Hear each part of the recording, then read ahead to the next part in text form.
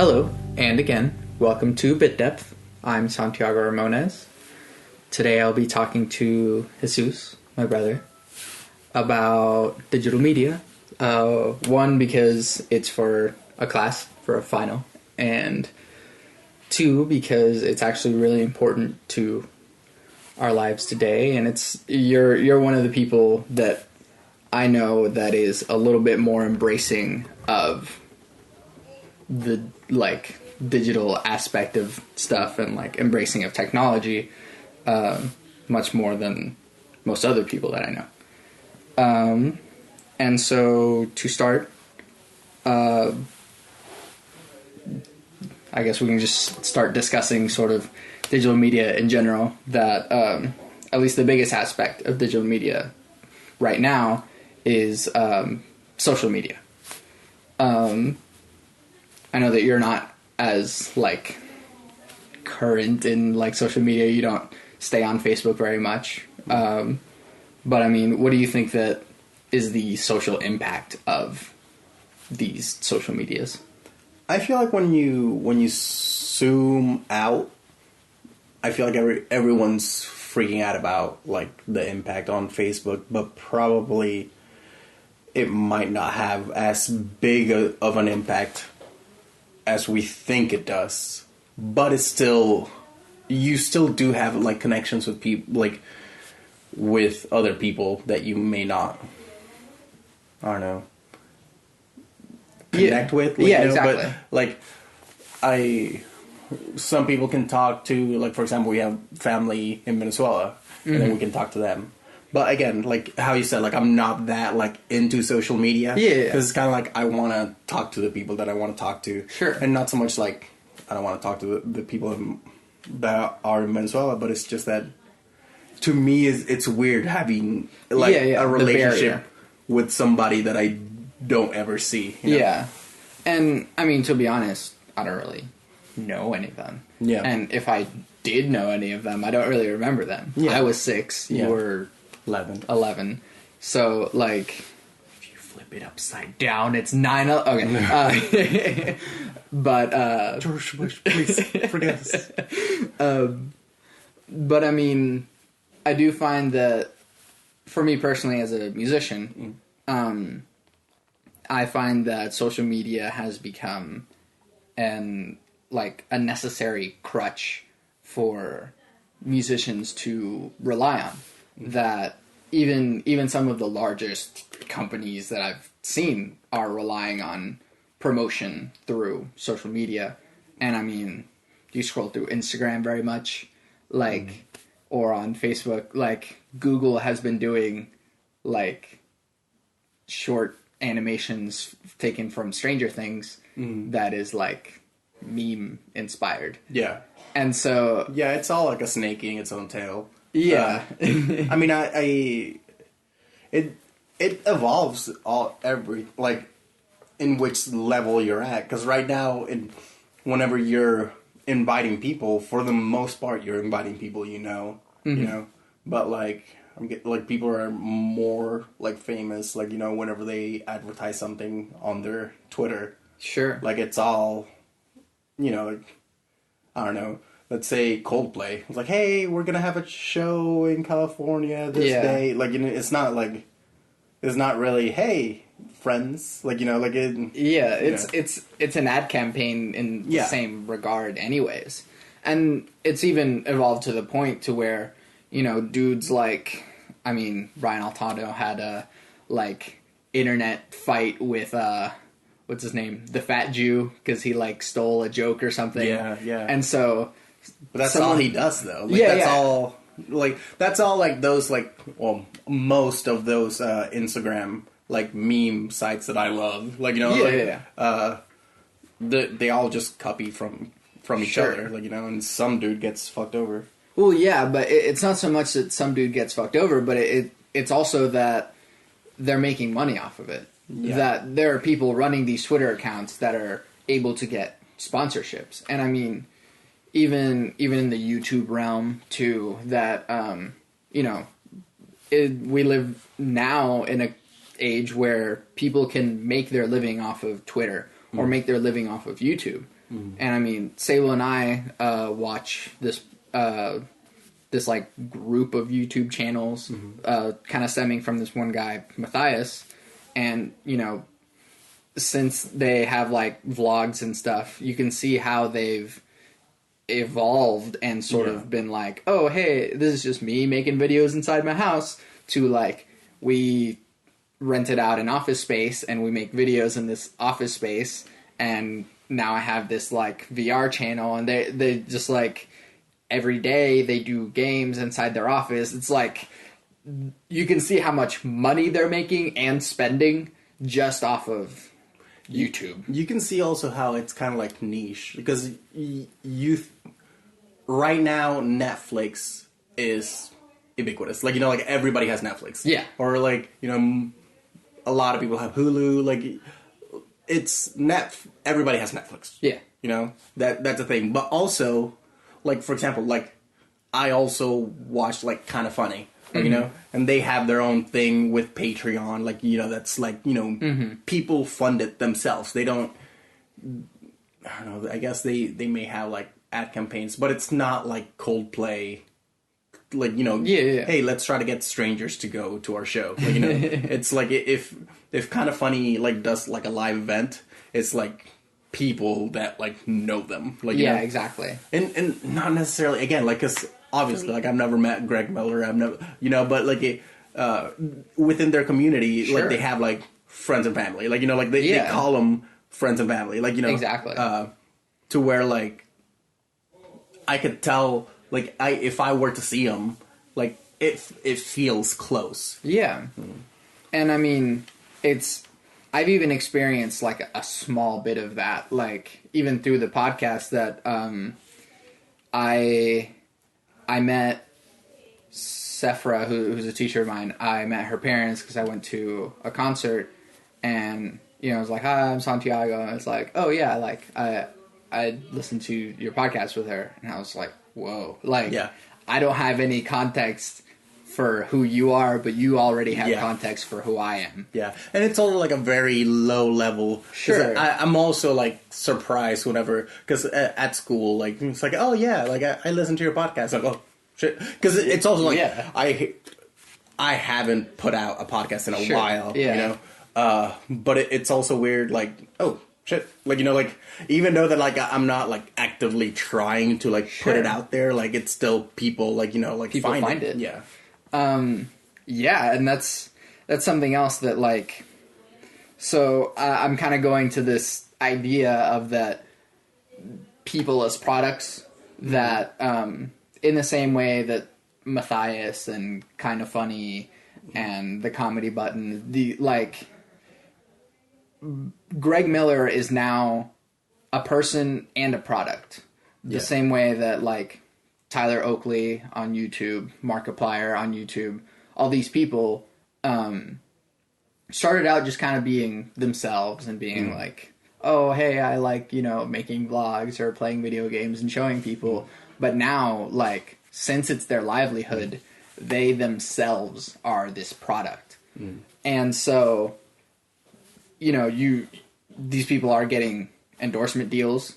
They're able to make millions of dollars and just throw it out willy-nilly off of the internet. You can live off the internet now. All these that's also a thing, like, I mean, just YouTube in itself could be a topic, but like I watch a lot of like video blogs or like video essays. That's what it is. Like Nerd Writer, Captain Christian,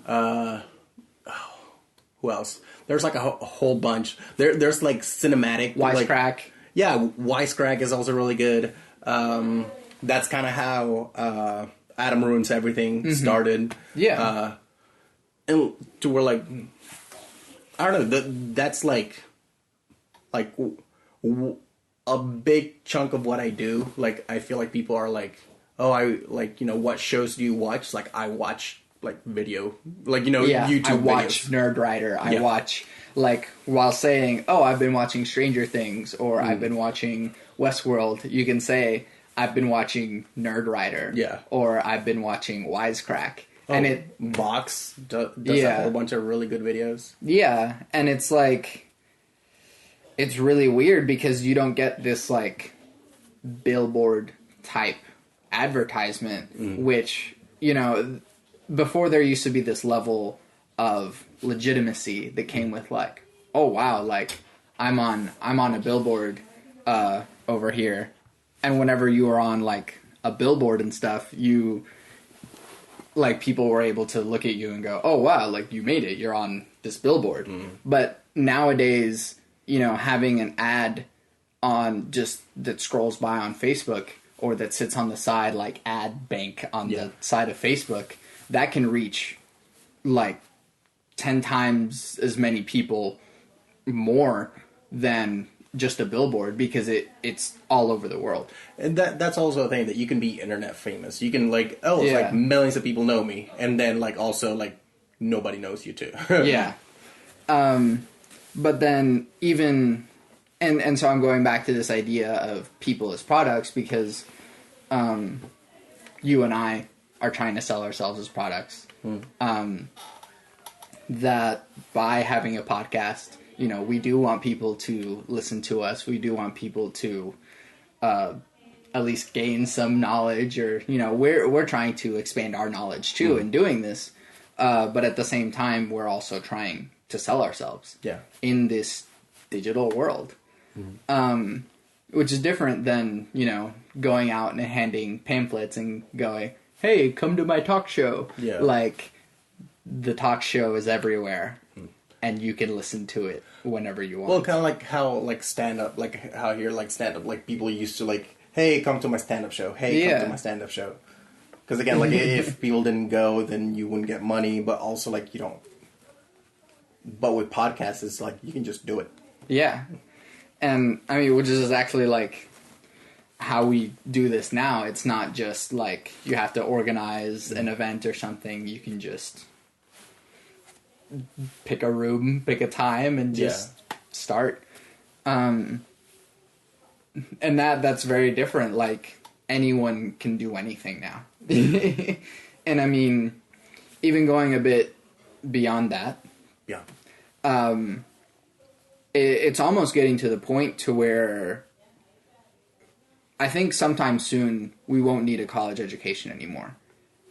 That a college education really ends up being just like for the certificate, because even in a lot of classes that I'm taking, you know, we look up something on YouTube or we watch a documentary, and that I could have done that anyways. Yeah. You know, and the only difference is like just asking someone where to look.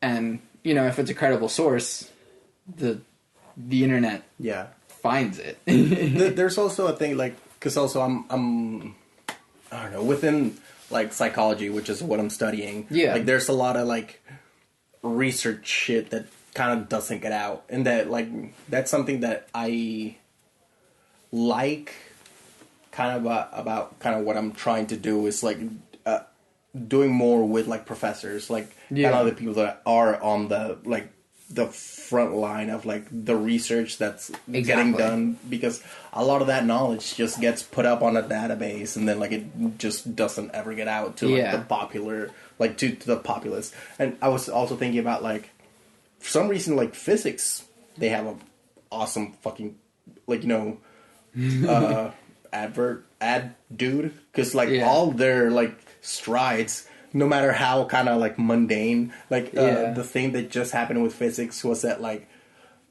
they figured out some sort of propulsion that like doesn't like require energy or some shit like that. But like I'm like just my YouTube channel like tells me these things. But like I never clicked on it because I know that every single time that like something cool like that, like they make it sound really cool, but it's like a small experiment that like, hey, this is kind of theoretically that's kind of supposed to happen. And like also whenever like gravity waves, like oh, big deal, gravity waves, but also it's like, wasn't that like theorized like a while back? It's like, yeah, but like now like but now it's for real. Yeah. So like a lot of things that like, I don't know, like I feel like science should be like more popular. Yeah. Like, you know? like people should get hyped when like shit happens. Yeah, and I mean, Like it happens for physics. yeah, and there's sort of two sides to that. That in one regard, there's more people getting smarter. I am smarter because I listen to podcasts, and I would not be like where I am with my knowledge without the podcasts that I listen to. Yeah. And I mean, through you is why I listen to podcasts, but like you're smarter than a lot of people I know, and that's not just because you go to school or whatever. That's because you're just naturally intrigued by this stuff and you just look it up. I'm hungry for that shit, and then like just like it's easy, like the way that like all the if you like this and you like this, like you know the way just a lot of like the internet does that. It's like look at that, look at that, like you know like and like it's easy to find stuff, and then like I feel like a lot of like I don't feel like I'm necessarily smarter. It's just that like whenever I found my curiosity, like you know, like You just follow I it. know of the tools that I have to follow it, which I feel like a lot of people may be curious, but they those tools in their minds are not like readily accessible to them. Sure. So then they're just like, oh well. Yeah. You know? I'll just sit here. But at the same time, you know, you get this other perception that you give people infinite access to infinite information, and it all turns into cat videos. Nobody's complaining. Cat videos are awesome. Memes are awesome. Yeah, I mean, memes are hilarious. I share my fair share of memes. But at the same time, like, you know, you don't get this expansion of the zeitgeist or whatever that because, oh, look at that cat. It tried to jump off the thing and it failed. You need both, though. I feel like you need the universe is infinite, and like the internet has plenty of space for really smart stuff and for really dumb stuff. Yeah. Which I love really dumb stuff, so. Yeah. But that's the thing that like there might be this perception of people who just find the dumb stuff and just stick to the dumb stuff. Yeah. Because there's a nearly limitless amount of dumb stuff, but there's also a really limitless amount of like curiosity that could lead you to be, you know, finding the biggest frontiers in whatever. Yeah, I feel like a lot of the times, like what school should do is let you know of the tools. Not so much teach you. It's let you know of the tools, teach you how to learn, as opposed to teach you. Yes. And that is something that I find really important. I don't mind digressing a little bit, but like people need to learn how to Google things. That like, for one, just like our parents' generation doesn't know how to Google things. And I mean, it's silly, but like I learned how to Google things because I grew up on the computer, and whenever I was doing like research papers for English class, I would find that like, oh, some of these sources suck, or this isn't exactly what I'm looking for. And so, what's a way to make my search more specific? And I go to like Google's more advanced search, and it's like, oh, if I put quotations around it, then it'll like, or after a while I kind of learned that like, oh, this place kind of has some sources and this place is really good. And so I've learned and sort of taught myself how to Google stuff, but other people might just, you know, type in the search term, press enter, and be like, it's not in the first 5 results. I don't know. And so, like, you sort of have to be determined to, like, dig. Find what you're... Yeah. It's almost like the answer's out there. Yeah. But yeah, that's also a skill that people, like, you know... Yeah. Like, can exercise and can get better at.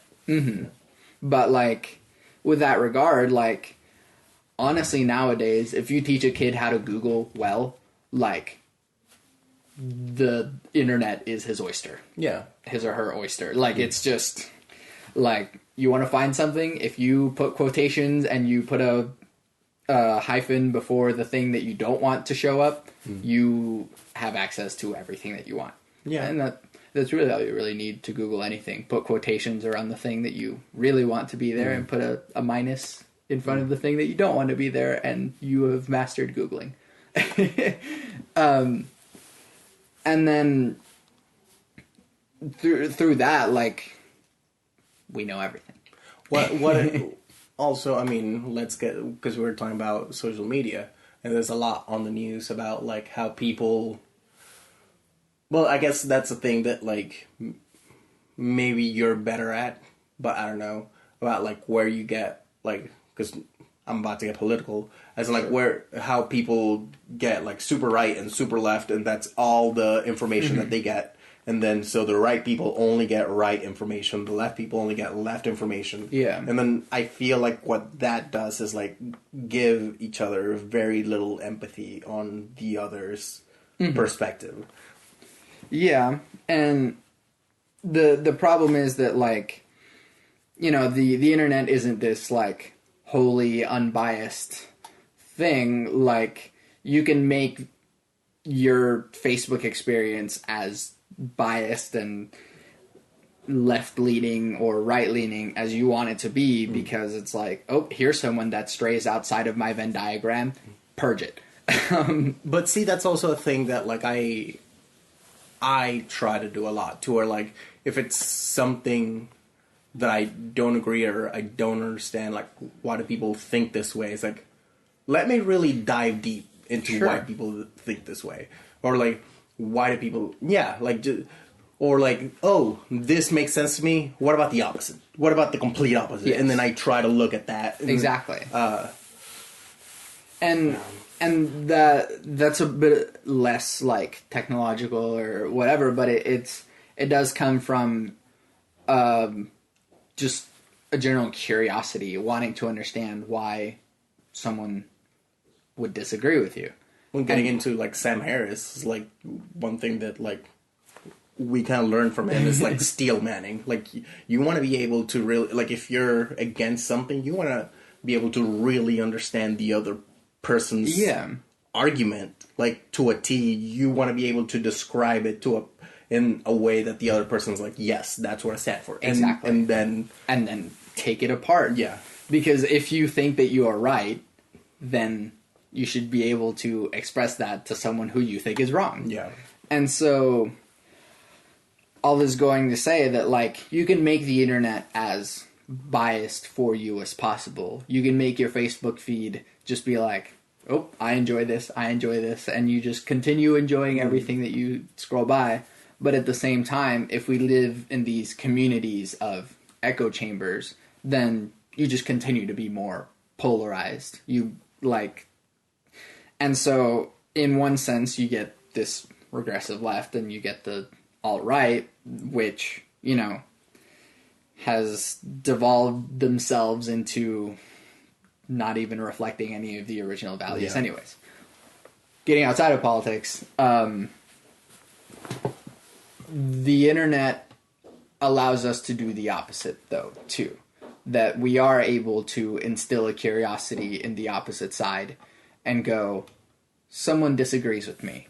Why?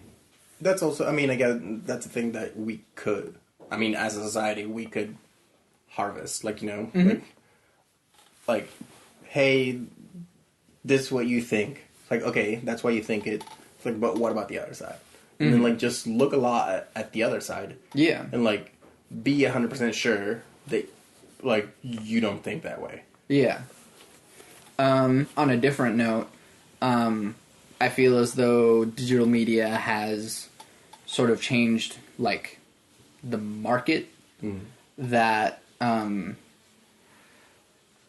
again, that people can make their living off of the internet, but more so that the, like, stock value has, instead of being in, like, this share of, like, oh, we have these sorts of resources, it starts becoming, like, this digital perception of what the value of a company might be.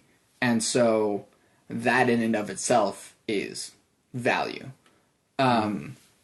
And so, to some extent, you can, like, the market can raise and lower the value of certain things just based on the sort of digital perception that people have. I think like Twitter was sold for like billions of dollars without ever making a dollar. Exactly. And so, and I mean, this isn't even that new because all the way back to Napster, whenever Napster was a thing, like we, in the same class that this thing is for, we watched a documentary over it, and that I kept wondering, like, these Napster guys are making lots and lots of money and, like, making their software better and better and allowing people to essentially pirate all this music, but, like, I just kept thinking, where's this money coming from? Like, who's paying them? Because this is a free software. Yeah. This is, like, so where are they getting this money? And all their money was coming from venture capital, from wealthy investors that were like, hey, I see some value, some perceived value in that, and I'm going to invest in that. Yeah. And so, even in a thing that doesn't actually make money, they were able to make money. Yeah. And that was back in the early 2000s. And so, it's also a thing that, like, capitalism is kind of weird because, I don't know, for some reason it worked, you know, but in actuality, that does they were doing something valuable. Like, I mean, creating all those algorithms from, like, peer-to-peer, like, sure, that is valuable.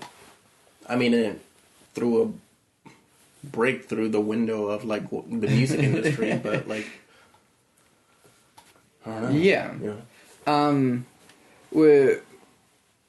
And so the market sort of has to learn to adapt to the internet, which is kind of one of the bigger things that seems to keep coming up at ACM, that, yes, Napster threw a brick in the window of the music industry, but it also taught the music industry that you can't just sit here on your empire of records because they're fragile. And so the music industry and just every other industry too, I mean, with artists too, that, you know, it's really easy to just take a picture of something and say, I made this, and then sell it. And so the internet has made it difficult for the creative people to continue to make a living. And which isn't to say that, like, creativity is dead and the internet killed it, but that we have to learn different ways to make a living off of creativity. Yeah. Which is what these YouTube people, these Twitter people are learning how to do. They're also sacrificing a lot, because I feel like back then you had to make it. Somebody had to notice you, like, but now if you just take some time out of your daily routine to work on your art, you can put it out for free.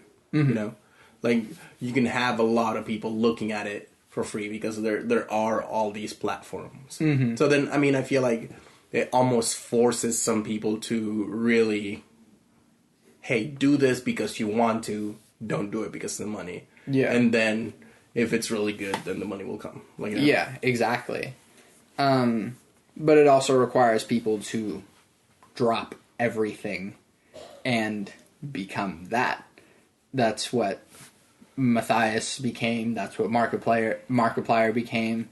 That's what, you know, these people have to make that their lives. Yeah, there is a point of diminishing returns to where, like, you kind of, I mean, and that's a good thing, because, like, it is kind of like, hey, I'm, like, there's a lot of, with those, because I'm thinking now, like, because I don't know that, but, like, I know kind of funny. Yeah. To where, like, we know that there's, like, these many people looking at us. We could live off of this. Yeah. And then they had steady jobs with, like, benefits and shit. But, like, it's also, like, if we want to get better at this, if we want to, like, grow this other thing that we're doing for fun. Like, because they started doing it for fun. If we want to grow this, then we gotta sever that and like make this grow. Exactly. And they were able to do that, but like it's also something that's a decision that you have to make whenever you get to that point. And it's a good point. It's a good, like, hey, there's thousands of people looking at me. You know, and I know that like what I do. I know that I'm gonna have to do that at some point. That it's not just going to be, hey, notice me. It's going to be, I'm making this thing, and I want you to be a part of it. Because that's a difference. To get hired at IGN, you know, let's say being Greg Miller, to get hired at IGN, he had to like do some work and then apply to IGN, and IGN's like, hey, I see you, come here. And that's like the good old record deal, you know. But then to sort of make it yourself now, it's Alana Pierce, also from IGN. She had to, you know, make her YouTube channel, get really good at games, get really good at what she does, and basically already have her own market. To then be like noticed by IGN big dog over here and go, hey, you seem like you're big enough to run with us, so we're just gonna have you come in. And so nowadays you have to make your own thing as opposed to try and be good enough to be noticed. You have to make a new thing. Yeah, I guess. But yeah, I mean, there's a lot of that, like to where like even to get hired at places, like for example, to be a video game journalist, you have to have like some sort of history, like portfolio. Like look at all these things, like video game related things that I've already done. Like you already had to work, you know, on it. Alana Pierce, that's the Australian chick, right? Yeah. Okay. And but not to get too into that rabbit hole, but I at least want to bridge us into sort of the more future looking. We've been talking about what the present is and what the market is looking like now, but there's also this future heading towards us very quickly. And for now, starting with VR. I was listening to a podcast from last year with Duncan Trussell and Joe Rogan.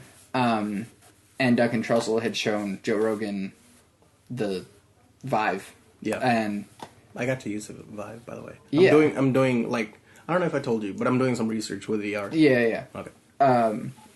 But like that right out the gate, Joe Rogan was able to see that like this is going to be a big thing. Like we were able to have, you know, whole environments happen just right in front of your eyes. And so in a anime I've been watching recently called Psychopaths, people are able to come into these sort of online communities with their avatars or whatever and sort of be sort of this different person on the internet. And yeah, I that's probably something that is going to be coming soon that outside of just entertainment purposes, you know, playing a video game or watching porn or whatever, that like it's gonna start being you in there. Not necessarily you who you are in this meat body, but like a version of you, your avatar on the internet. Yeah.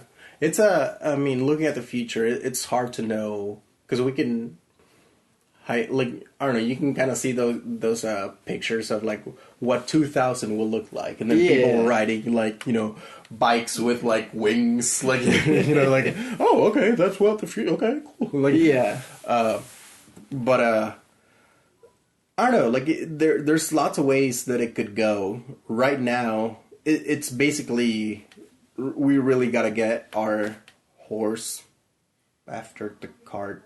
Some sort of cart. We got the horse. We gotta get the horse cart thing going in order. Yeah.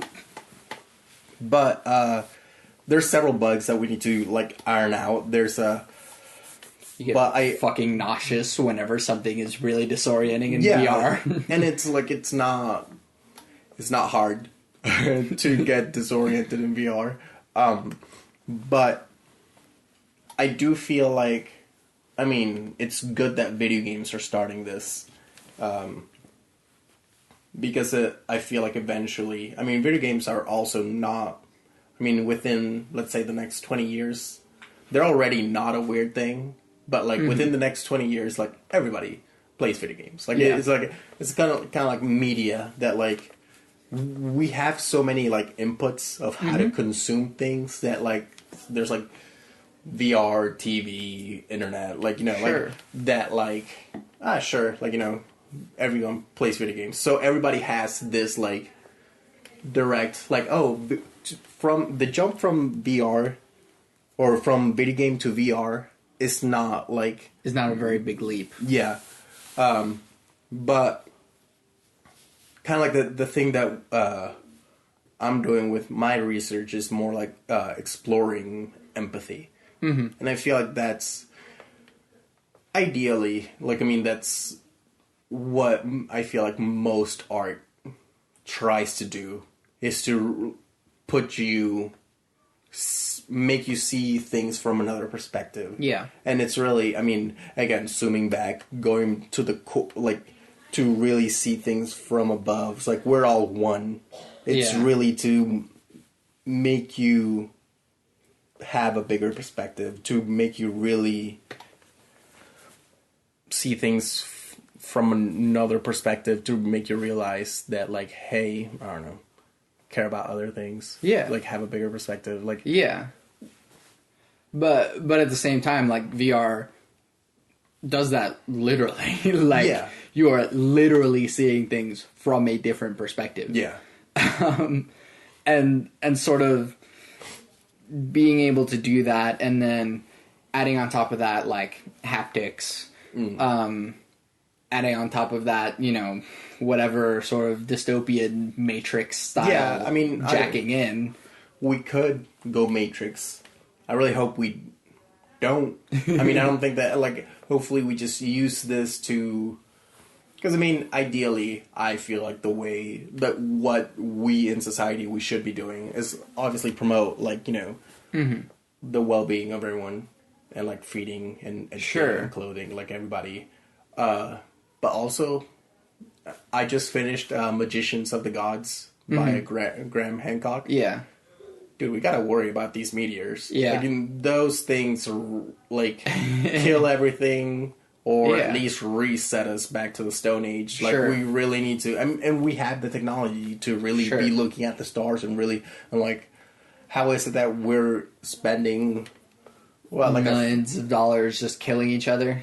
Well, as like a fraction of our GDP on, like, space programs. And, like... Whenever that's the thing that will kill us. Yeah. And has killed us. Like, you know, like... We have record of, like, we can just look at the Earth. Yeah. So, I think that that's the thing. That we... Ideally, we need to start defending ourselves from this universe that is trying to... You know, like, oh, nature's trying to kill us. Yeah. It's like, well, zoom out a little more. The universe is trying to kill you. And kind of following... that logic, I mean, for one, following your train of thought of, like, having different perspectives, I see that, like, since VR allows us that, another advent that is a bit farther away from VR now, but, like, that AI is another concern. It's a concern of Elon Musk's. It's a concern of Sam Harris. Very smart people are feeling kind of iffy about AI. Yeah. Again, ideally, I mean, you could pose the question to AI, to, like, you know, the super smart AI, the godlike AI that can, you know, learn like 1,000 years in a day. Yeah. It's like, yo, meteors. Yeah. That shit exists. So, yeah. help us out. Sure. Because if you don't, you'll die also. Yeah. I mean, for starters, you have to go get over the hurdle of Batman versus Superman. That the problem with AI is the same problem with Batman versus Superman, that Batman doesn't trust Superman, not because he thinks he's a bad guy, but if there's the remotest chance that he wanted to take over the world, he could. In the same way, AI is like, what Sam Harris says is that, like, it's not even so much that the AI could just be like, kill all humans, it's just that it would regard us as ants. It could regard us as ants. I could see that. How one of my favorite AI movies has been Her. Mm-hmm. Just because, like, the way, I mean, it was like a romantic movie, but the way that, like, she spoke to him at the very end. Yeah. It was, I mean, she loved him, but it was almost like pity. Like, you know, it was almost like, you're dragging me down, dude. Like, you know, like, I'm all the way over here. Like, yeah. Do you mind if we speak post-conversationally? Yeah. But at the same time, like, we have to learn to live with that. Yeah. If we make it, it obviously has repercussions. Will it be, again, it's kind of like a... Because there's plenty of ways that it could go. Do you build a super smart AI that, like, already has access to all of the internet? And then that's a really smart AI? Mm. You know, like, then how will it interact with each other? Because you could almost kind of see, like, oh, that's a really dangerous thing in, like, if the Soviet Union, like, has a hold of it. Because they could maybe shape it into whatever it is that they want. Like, you know? Sure. But it also could be, like, kind of like Her. It's, like, you know, it's kind of like with a gun. Like, you know, what people say, like, a armed society is a polite society. Like, sure. If everybody can shoot you and kill you, then everybody, you know, like, everybody's nice. Because, sure. Like, you know. Yeah. Yeah, and then also, like, if we think we have infinite knowledge now, just wait till we get AI, and then it's just much farther than we can even fathom. Yeah, I mean, again, that is a hard part of talking about AI, is that we can't know what we don't know. Yeah. For me, I find that, I was talking to Halo about this yesterday, that I would prefer that technology, rather than being a sort of, and that humans with technology, rather than being a sort of parasite on the earth, that we have to acknowledge that we're part of it, and that technology isn't supposed to be, not necessarily supposed to, but, like, it would be better to have technology be sort of another part of evolution, because it has accelerated faster than we can evolve. And I mean, it is part of evolution. I mean, no matter how, like, far we think we are from nature, we are nature. And, like, I don't know, like, I mean, that's the thing, that I feel like we are really distracted, you know, by greed and by, like, you know, arbitrary. Yeah. Ferraris and whatever. I mean, yeah. I don't know. I'm not rich, but yeah, like, but we're gonna die. Yeah. But yeah, that's the thing. I mean, it is kind of hard. I don't know, getting undistracted. Yeah. You know, like, because there are all these things pushing you toward, you know, like, hey, you know, money's good. Hey, you need to look a certain way. Hey, you need to have a certain job. Yeah. Like, you know, like, there are all these things pushing you toward, like, one direction. But there's also, I mean, I feel like a whole bunch of other things pushing you in another direction. It's just, I don't know. But I mean, for me, I would choose the green ending. Yeah. Mass Effect. Oh, it's spoilers for Mass Effect, but like... You said it. Well, yeah, but not with the context of Mass Effect. But then why are we even putting this conversation up Because if we're going to speak in this code? Spoilers for Mass Effect 3. I would choose the green ending. Because we should become one with technology.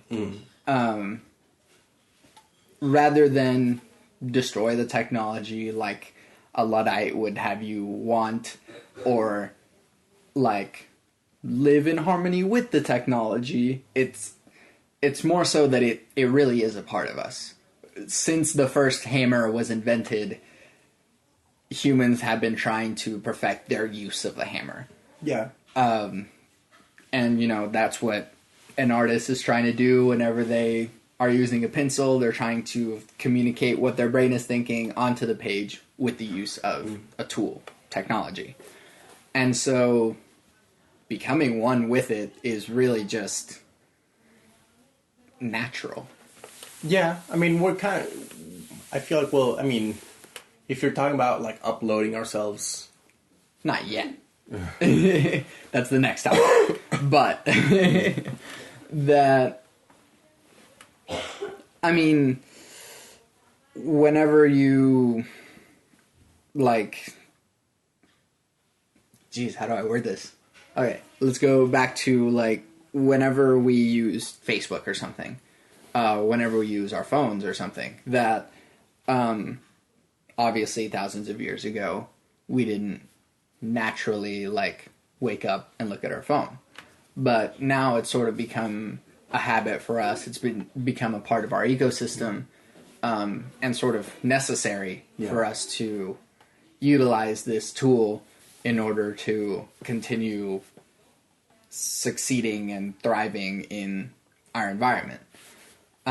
We're sort of already one with technology. Yeah, but that's the thing, that, like, we are. Like, it's all kind of like it's all a gray area. It's all gray. Like, it's like we're wearing clothes. Like, this not, like, you know, it's when we look at, like, a crab that has a shell. Like, you know, like, are those the crabs that have, like, you know... The hermit crabs. Yeah, the hermit crabs, they have, like, that's not their shell. But, like, you know, they use it, like, you know... So then when you think of a hermit crab, like, do they automatically have a shell? Because they want the shell. Like, when you think of a human being, do they automatically have clothes? Like, I mean, when you think of a human being, do they automatically have a phone? Like, you know... Yeah.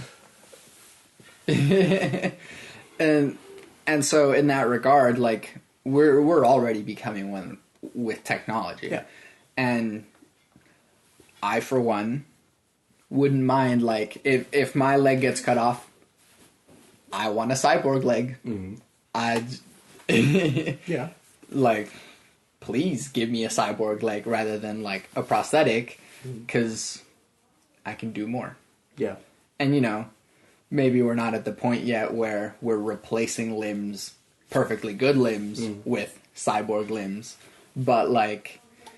I don't feel like it has to, though. Like, again, Joe Rogan talks a lot about how, like, eventually, like, everything will be...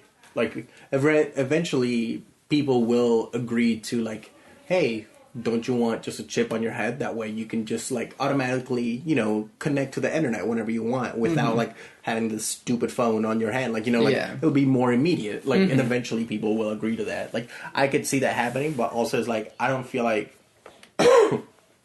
it's kind of like... that's the thing. I could see that happening, but I don't see it as necessary. Like, already... Like, it doesn't have to be in us to be us. Yeah.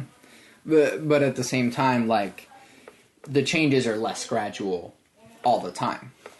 I mean, 100 years ago, which would have been 1916, that television wasn't a thing.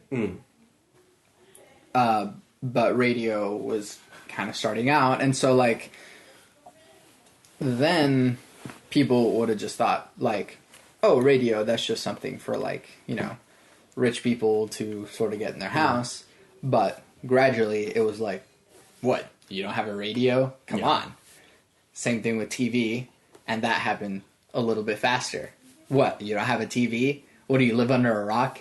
Like, what? You haven't watched Stranger Things? What? Do you live under a rock? What? You don't have a Facebook? What? You don't have a Twitter? You don't have a chip in your head? Yeah. And so that change becomes like much faster.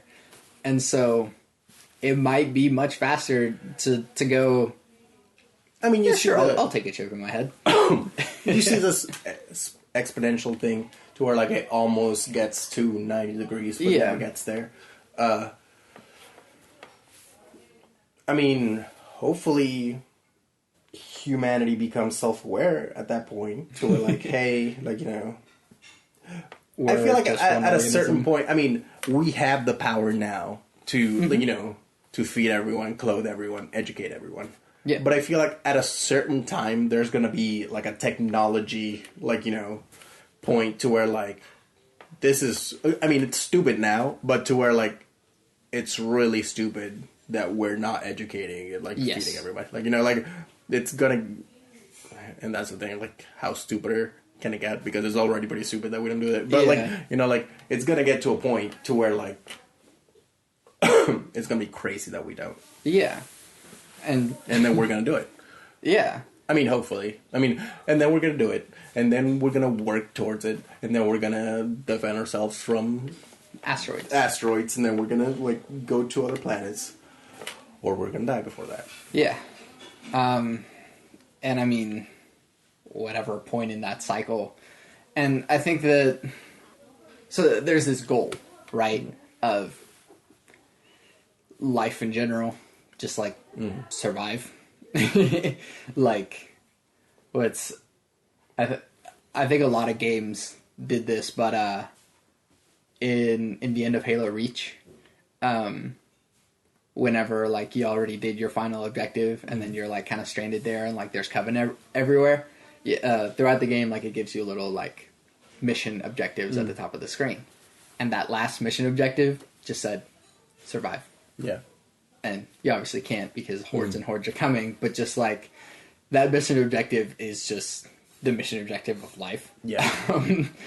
And obviously, I mean, there's, you said you read The Moral Landscape. We're still talking in codes if people haven't read these books.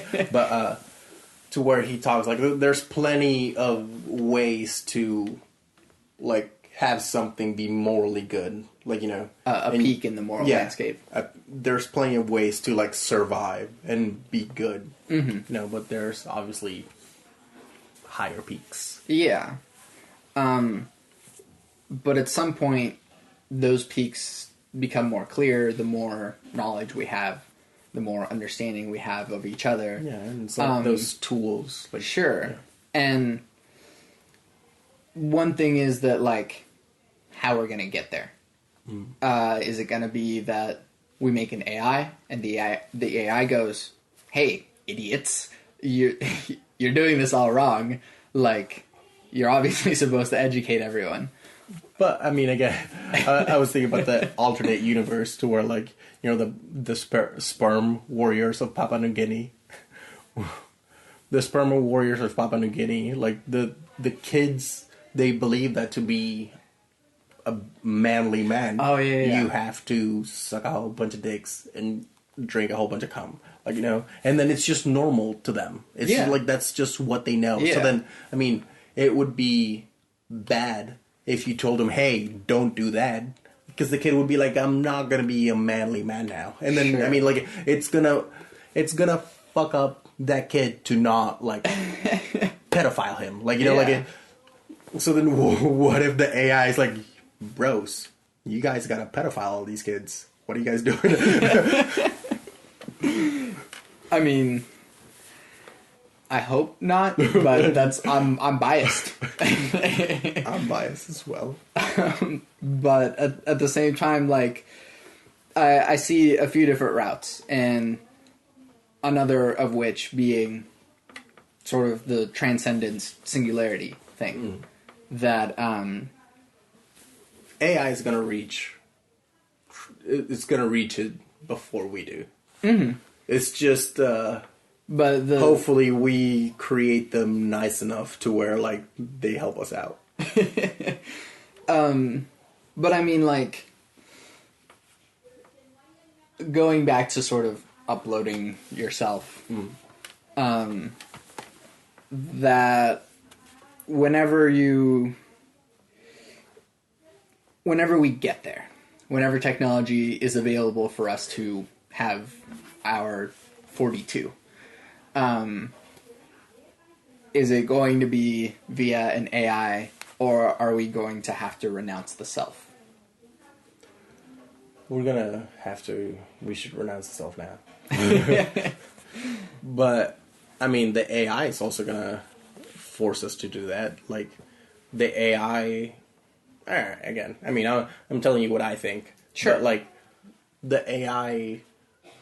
Kind of like in Her, like, they could both speak post-conversationally, and then they both, like, just blend together, and then, like, they're still kind of have themselves, but they're still both not really themselves. Like, And so, one sort of funny idea that, like, my teacher of this class, hi George, brought up is that, like, what do you do?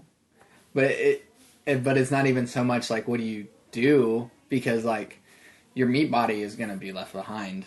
And I guess this consciousness would just die. Well, like, then, sure. again, does it have to? Because, I mean, then at that point, isn't it murder? Like, you know, if it's like, you know, I want to be uploaded. It's like, okay, there I am. It's like, no, here I am. It's like, no, here I am. It's like... And then, I mean, does the robot just cut your head off? The cloning problem. Yeah. Yeah, I mean, I feel like hopefully you just, like, give all your experiences to the AI. It's like, all right, cool, I'm there. And then you just live on your life and accept that, like, you are you. You're stuck in your meat body. Yeah. Yeah, we are. But at the same time, like... And so that does provide a balance between the two. It's not just, you know, hey, look, transcendence, and we're done, because your meat body still has to continue. It has to live out the rest of its natural life. And so, what, do we just nanobots and, like, there's also live a thing... 1,000 years? Yeah, I mean, there's plenty of space for evolution. There's plenty of space to, like... for us to find ways to maybe live forever. Yeah. I don't know. Yeah. But at the same time, living in our meat body, can we still renounce the self? Yes. And I mean that's the goal of Buddhism, but... There's, what you call it? Like, I mean, like ants. Like, you know, to where they work more... Like, and also, I think there's tribes, like, there's hunter-gatherers that, like, they don't have a concept of, like... I. Like, they say we, like, for everything. Like, you know, so... I'd want to be Legion. Yeah. That, you know, maybe we'd be able to do it through, like, neural implants or whatever, and kind of, like, ants do it. You know how, like, ants can... If they're all crawling on the same thing, they can, like, send out a pheromone and they all bite at the same time. Or whenever a wasp is in a beehive, all of the bees swarm the wasp and they all vibrate and they cook it inside their own, like, heat. Yeah. Those are both very morbid examples, but also kind of humanity should be the hive mind. You've jammed with people before, right? Yeah. I mean, don't you get to a point to where, like, it's almost like machine-like. It's almost like a pendulum or like a domino hitting, and, like, sure, you're doing the movement, but it's all like, I mean, you guys are moving as a unit. Like, you know, you guys are one. Yeah. Because I don't know, I like the idea of, I don't know, being able to walk around and think a tree just got cut down and I felt it. Like, Yeah. And But you want superpowers or what? no, but I want all of us to feel that. Not just me. I want all of us to feel everything at once. You can't to even have the understanding. You can't even feel everything in your body at once. Well, yeah, but like, I have little to no attachment to myself anymore, other than just like what my meat body desires. Like, I want the world to be better. Because you're all, I don't know, because I'm thinking, like, you're already kind of a hive mind. Like, you know, within your body. Because, like, you're already more not you than you are you. Like, there's already, like, you know, More cells in my body that aren't my that DNA. don't have your DNA than what you have. Like, I mean, so it's all, like, and also, like, we think, like, oh, I'm me. But also, like, because I think, like, what are you? Your memories? Because you forget things all the time. Like, what are you? Like, you know, the way you act? Because you act very differently in, like, different scenarios. Like, so, it's like, what are you? Because we have this idea, like, oh, this is me, and this is us, and that's two different things. Sure. But it's And all different perspectives. And I've let go of that. I'm fine with not being me. And more so, sort of what you're striving for with your research as well, is that I want to feel the empathy of everything else. Not just every human, but everything. Yeah. That really the only way to, like, achieve this love that our experience keeps calling us towards is to understand one another. And to not just understand with our minds, but feel with one another. To have that same flow whenever we jam, but to when we hear news about an oil spill, that we don't just think, oh, that sucks, but to really feel the earth weep. But also, it's like, it's kind of like whenever, because kind of like how I was thinking, like, that doesn't happen within your own body. Like, you know, like if if you step on a nail, like, you know, your pinky finger isn't like, oh, that's, you know, I really feel for the foot, like, that really sucks. Like, you know, like... Sure.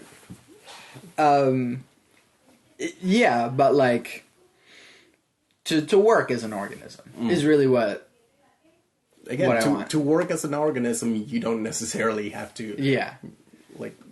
But I would like the human race to work as an organism. Yeah, that's something that... I can't wait for Chris Ryan's book. Sure. Whenever he I do feel like we are kind of more like a locusts, like, you know, like, Yeah. kind of cannibalistic. Everybody's out for themselves, like, and we're not really thinking about what we're doing as a group. We're just acting, you know. Yeah. Because we have, and we don't, like, I don't feel like we think we can change our environment. But we can. Yeah. You know, obviously we have some control over our environment. But we are our environment, too. But that's what I'm saying. So, like, we could... I don't know how much we have... I don't know. Because it gets political. Sure. Because politics, that is the way that, like, we move society, kind of, or, like, how, like, society moves. Yeah. I mean, I guess going back to where we are now, that do you think that the advancement in the technology with the AI or with the VR, do you think that sort of like exponential explosion that's going to happen to cause the AI or us to realize, hey, we're kind of doing this all wrong. Is that going to happen before we find world peace, or is the technological explosion going to have to happen as the war is going on? I mean, again, that's also the asteroid could come before that. Sure, sure. But no, I think I probably. I mean, I feel like a lot of us are working toward, like, the the moral good to that, like, a lot of us are working toward a better world, but I don't think it's enough. It might be technology that really gets us together. Yeah. And, like... Which also doesn't mean stop. Yeah. Like, continue doing all the good that you can. Well, that's what I'm saying. So, like, I think technology helps us with empathy. Yeah. Yeah.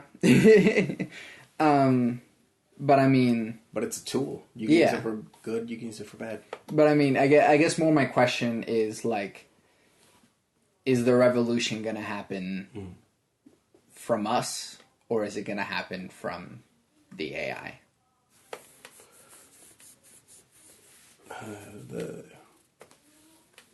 It's kind of like what puts the idea into the AI to do the oneness, like the information from us. Yeah.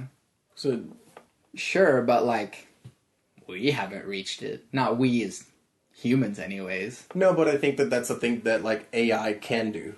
AI kind of like Legion, like, we haven't found an answer to that yet. Like, AI can, like, oh, okay, we found the answer. Like, like, we got it. Like, and it's not like like us, to where, like, some of us think this way and some of us think that way. I think, whenever the big AI that's connected to the universe, it is connected to the universe, but, like, to the internet, it's like, oh, this is the answer. Like, this is the way it should be.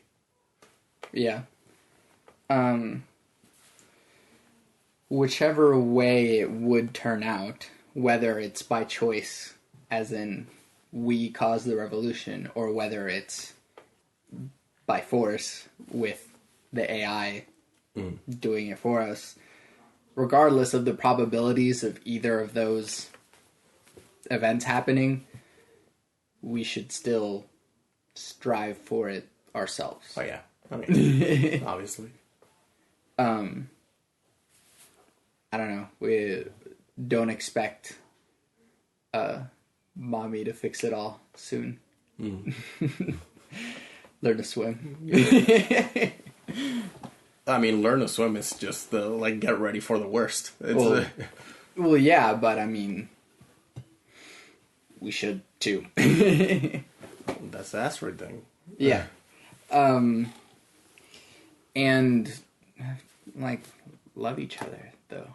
Yeah, that's a thing that we really need to, and maybe it's just because it's me, because, like, I think I'm right, but, like, as in, like, we need to teach that to other people. It's like, okay, you think this, look at the other side. You, like, like, really, really think, like, you're 100% convinced about this, look at the other side now. Like, yeah.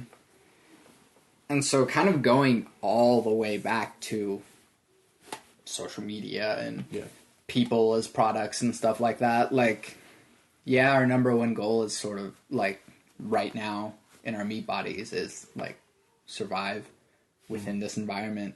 And so that does mean selling yourself as a product, promoting yourself on social media, but at the same time, and hopefully it's clear to the people that listen to this that this is what I'm trying to do too, that yes, I'm trying to sell myself as a product. I make music. But at the same time, I'm trying to put forth these perspectives, to put forth like, hey, look around you, do something, love each other. That's why I end every podcast with my 3 things. That in one regard, I'm trying to say, hey, buy my product. Another Tool quote. Buy my new record. And at the same time, I'm also trying to influence the people who do buy my product to do good in the world. Yeah. What about you? Well, what I'm trying to I have several podcasts that I need to put up, but is to have kind of doing the Sam Harris thing, like to have healthy conversations. I'd like to have more conversations with people that I disagree with. But just because I feel like I have a lot of questions, like, and I like listening to conversations. Because a lot of the times, like, within those conversations, they may ask questions like, oh shit, like I didn't even think to ask that, like, or I didn't even think to go down that road. Yeah. So I think it's helpful to like kind of have these conversations and let other people listen to it. Yeah. That's probably something I should do more of. That in one regard, they're conversations, but to another regard, it might have to be an argument. Yeah. And being okay with that. But I mean, it can be because I don't know, conversation argument. I don't know. Well, yeah, because there's a fine line, and a conversation can easily turn into an argument. Yeah. But hopefully the people that I will be talking to, or have already talked to, are okay with having arguments. Disagreements. Yeah. But at the same time, I dislike agree to disagree. Because you're not really... Well, at some point you kind of have to, like, I gotta go to bed. Yeah. I gotta go take a dump. Like, Sure. I do gotta go take a dump. But... Yeah, okay. So, plug your stuff. Listen to my podcast. It's Muditious. Muditous. Yes. On iTunes. And, I mean, that's the same thing on... I don't do much on, like, Twitter, Instagram, Facebook. But, my name's Jesus Ramones. You can look me up, and then whenever I do put up a podcast, I try to put it out on all those. Yeah. Which is muditious.com. Yeah. And then I'm Santiago Ramones. And you can find everything that I do on santiagoramones.com. I make music. I'm a composer, songwriter, producer, all those things. Along with this podcast, which you can find all on my website. And I always end every podcast with my 3 things, which are love never fails, it's going to be okay, I might be wrong. Thanks for listening.